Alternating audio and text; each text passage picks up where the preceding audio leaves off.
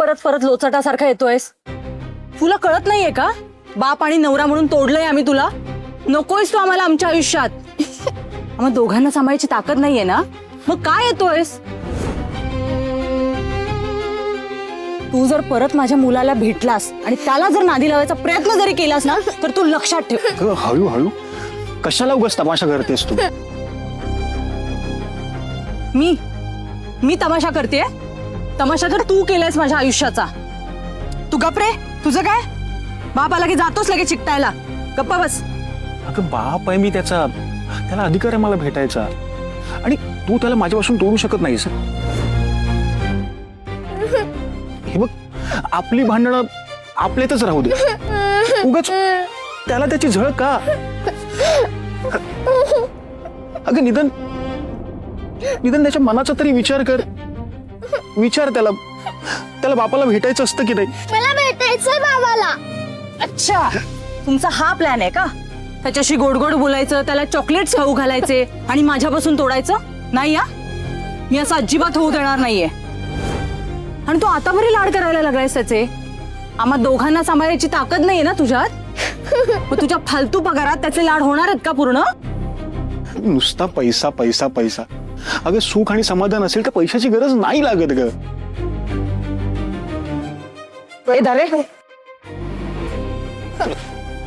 बघ, तू काही बोललास ना तरी सुखानं आयुष्य जगायला पैसाच लागतो. हे जे चॉकलेट घेऊन आलास ना, हे विकत घ्यायलाही पैसेच लागतात. आला मोठा सांगणारा, सुखाने जगायला पैसा लागत नाही. आले का परत हे? हो, काय तर तुम्ही सारखे सारखे तेच बोलायला? हा, काय आणलंय?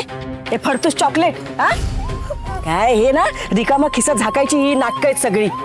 तर आधीच माझ्या पोरीचं वाटोळं केलंय तू. आता सुखाने जगते ना, जगू देत ना. वेगळे राहता ना दोघं, वेगळेच राहा.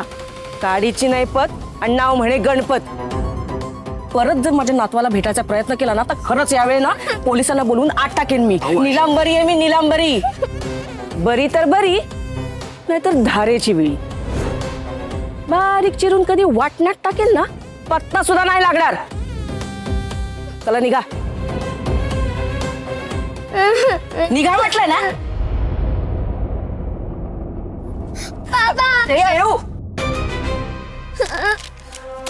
असली ना 100 चॉकलेट आणून दे ना मी तुला, पण परत बापाकडे जायचं नाही.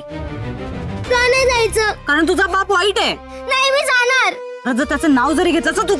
रेणुका, लहान आहे ग तो, ह्यांना अक्कल नाही. मी आणून दे ना तुला चॉकलेट. जा आतमध्ये जा. चल बाबा, चल म्हटलं ना. मला नाही तुला बरोबर राहायचं, मला बाबा सोबत राहायचं. चल गप्प. सर्व सांगितलं नाही, जर भेटायचं त्याला तरी.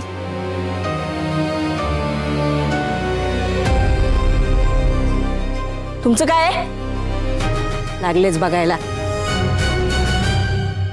काय बिचाऱ्या मुलाचे हाल होत कोणाचे कोणाचे? आमच्या मुलाचे ना.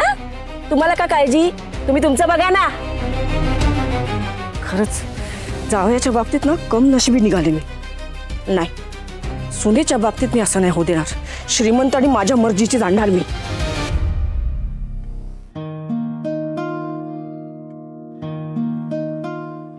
झाले का डबे वाटून?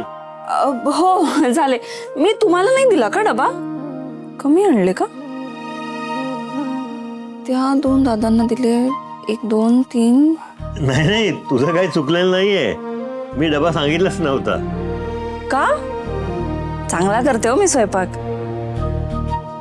नाही, तसं नाही.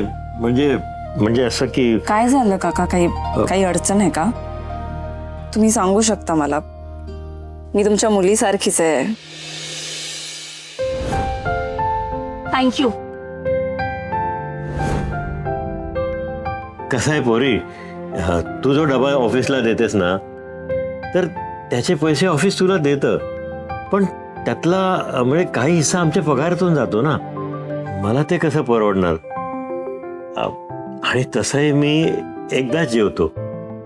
पूर्ण दिवसभरात एकदाच जेवता? हो, कारण मी एकटाच आहे ना, घरी कोण नसतं.